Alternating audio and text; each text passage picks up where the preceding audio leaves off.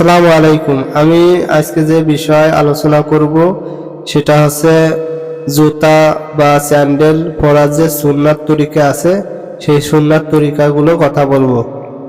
তো এই সুন্নাত মেনে চলবো। আর নবী রাসূলের যে সুন্নাত তরিকা আছে এই অনুযায়ী জুতা স্যান্ডেল পরলে এতে আমাদের সওয়াবও হবে আখিরাতে, যাতে আমরা মুক্তির পন্থা গোছাতে পারি সেই পন্থায় অবলম্বন করব ইনশাআল্লাহ। তো প্রথমত জেনে নিই যে আমরা যে জুতা পরবো কোন পা আগে দিতে হবে, কোন পা খুলতে হবে আগে।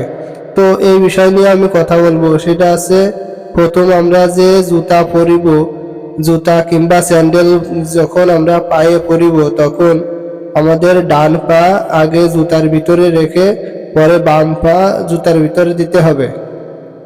তো এরপরে যখন আমরা খুলবো তখন আমরা বাম পা খুলবো, তারপরে ডান পা খুলবো। এরপরে আমরা যে যদি আবার পরি তাহলে প্রথমের নিয়মে যে ডান পা আগে দিব, এরপরে বাম পা পরে দিয়ে জুতা পরে যেখানে খুশি সেখানে চলাফেরা করতে পারবো কিংবা যাব। এই বিষয়ে লক্ষ্য রাখবো। আর যখন আমরা বিশেষ করে যে বর্তমান যে নতুন যে আপডেট যে বাথরুম টয়লেট হয়েছে, এর ভিতরে একজোড়া স্যান্ডেল থাকে, বাহিরে আর এক জোড়া থাকে। তো বাহিরে আর এক জোড়া আমাদের সাধারণত আমাদের পায়েই থাকে, তো ভিতরে স্যান্ডেল যে থাকে তো এই বিষয়ে আমরা খেয়াল করব যে কিভাবে সে স্যান্ডেলগুলা সুন্নাতের নিয়মে আমরা পরবো। তো প্রথমত যখন আমরা বাথরুমে টয়লেটে যাব, যাওয়ার পর দেখা যাচ্ছে যে ভিতরে আর এক জোড়া স্যান্ডেল থাকে, তো সেই স্যান্ডেল কিভাবে পরবো। তো আমাদের পায়ে যে স্যান্ডেল আছে কিংবা জুতা আছে, তো সেই জুতা বাথরুমের প্রবেশ করার আগে আমাদের যে জুতা আছে পায়ের ভিতরে, এই পায়ের থেকে বাম পা খুলবো আগে, খুলে ওই জুতার উপর রাখবো, ভিতরে পা প্রবেশ করব না। তো প্রথমত আমরা কি করব, আমাদের যে জুতা আছে পায়ে সেই জুতাটা আগে বাম পা খুলে আমাদের জুতার উপর রাখবো, এরপরে ডান পা খুলে ওই জুতার উপরে রাখবো। এরপরে ভিতরে যখন প্রবেশ করব, ভিতরে প্রবেশ করার আগে একটা দোয়া আছে, বাথরুমে যাওয়ার যে দোয়া আছে সেই দোয়াটা ইনশাল্লাহ পড়বো। আর পড়া শেষ হলে তারপরে আমাদের যে বাম পা আছে সেই বাম পাটা ওই যে ভিতরে যে জুতা আছে, বাথরুমে কিংবা টয়লেটের ভিতরে যে জুতা আছে ওই জুতার উপরে আমাদের বাম পা রাখবো। আমরা বাম পা রাখবো, তারপরে কিন্তু ওই জুতার উপরে রাখবো, ভিতরে মানে ওই জুতাটা পরবো না। তো সেই ক্ষেত্রে এরপর ওই বাম পা জুতার উপরে রেখে ডান পা ভিতরে নিয়ে যাব।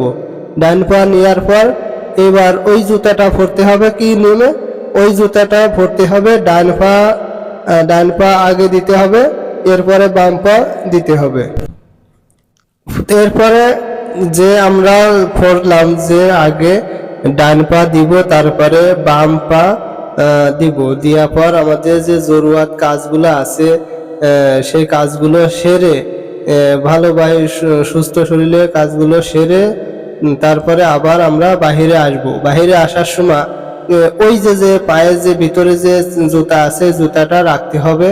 তো কিভাবে খুলতে হবে, তো এইবার আমরা যখন বাইরে হব, বাইরে হওয়ার আগে তো জুতা খুলে রাখতে হবে। আমাদের নিজস্ব ব্যবহৃত জুতা বাইরে রাখা আছে, আর ভিতরে যে জুতা আমরা পরে আছি ওই জুতাটা কিভাবে খুলবো এইবার আছে সে বিষয়ে লক্ষ্য রাখবো।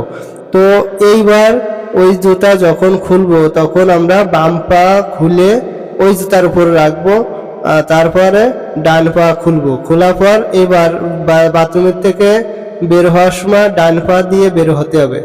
সেই ক্ষেত্রে আগে তো বাম পা খুলেছি, তো খুলে ওই জুতার উপর রাখবো, তারপর ডান পা খুলে ওই জুতার উপর রাখবো। এরপর কি করব, ওই জুতার উপর রেখে এবার ডান পা দিয়ে বাথরুম কিংবা টয়লেট থেকে আমরা বাইরে পা দেব, ডান পা আগে বাড়াবো, ডান পা দিয়ে বাইরে আসবো, এরপরে বাম পা বাইরে নিয়ে আসবো। তো ডান পা দিয়ে ওই বাইরে যে জুতা আছে জুতার উপর রাখবো, এরপর বাম পা নিয়ে আসবো। এরপরে যে আমাদের বাইরে যে জুতা আছে সবসময় আমরা পরি, সেই জুতার উপর এবার ওই জুতা কিভাবে আবার পরবো সেইভাবে প্রথমে যে নিয়ম আছে সেই নিয়মের অনুযায়ী আমরা ওই জুতা পরবো। তো প্রথম যে নিয়ম যে ডান পা আগে দিব, তারপরে বাম পা দিয়ে আমরা জুতা পরবো।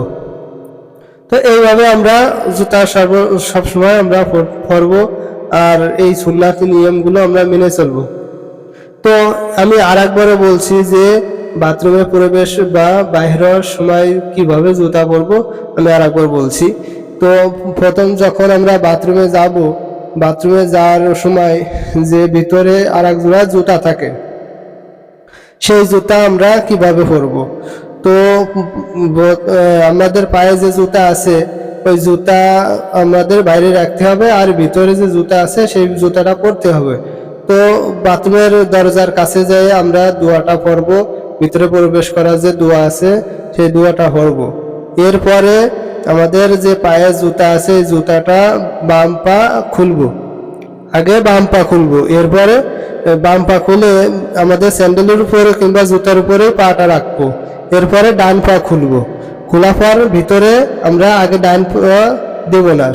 সাধারণত আমাদের ঘরে কিংবা মসজিদে ডান পা আগে দিতে হয়, কিন্তু এই ক্ষেত্রে বাথরুমে যাওয়ার সময় দোয়া পড়ে বাম পা আগে দিতে হবে।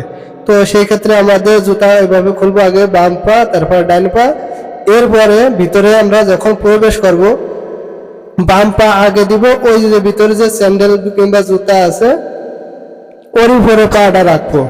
এরপরে আমাদের ডান পা ভিতরে নিব, নেওয়ার পর যখন আমাদের ডান পা ভিতরে নেওয়া হয়ে যাবে তখন ভিতরে যে জুতা আছে ওই জুতার উপর ভিতরে আমরা ডান পা আগে দিব। তারপর বাম পা দিয়ে যে জরুরত যে কাজগুলো আছে, টয়লেট পেশাব যাই যেগুলো আছে জরুরত, ওই বিষয়গুলো আমরা সেরে বাইরে হওয়ার সময় আবার কি করব, বাইরে হওয়ার সময় ওই যে আমাদের পায়ে যে জুতা ভিতরে রাখতে হবে, সেই ক্ষেত্রে আমরা বাম পা আগে খুলবো, তারপরে ডান পা আগে পরে খুলবো। খোলার পর এইবার বাইরে হওয়ার সময় বাম পা দিয়ে বাইরে হব না, বাইরে হওয়ার সময় ডান পা আগে দিয়ে বাইরে হতে হবে, যেহেতু ওটা বাথরুম। এরপরে আমরা ডান পা আগে বাড়াইয়ে বাইরে যে আমাদের যে জুতা স্যান্ডেল আছে তার উপর রাখবো। এরপরে বাম পা বের করবে, করে আমাদের বাইরে যে জুতা আছে আগের নিয়মেই আমরা পরবো ইনশাল্লাহ। ডান পা আগে দিব, তারপরে বাম পা পরে বাইরে চলে আসবো। বাইরে চলে আসার পর বাইরের যে দোয়াটা আছে সেই দোয়াটা ইনশাল্লাহ আমরা পড়বো। তো এইভাবে আমরা চলবো যাতে করে নবী রাসূলের সুন্নাত তরিকা মতো আমাদের জুতা স্যান্ডেল পরা হয়, সেই বিষয়গুলো আমরা লক্ষ্য রাখবো ইনশাল্লাহ।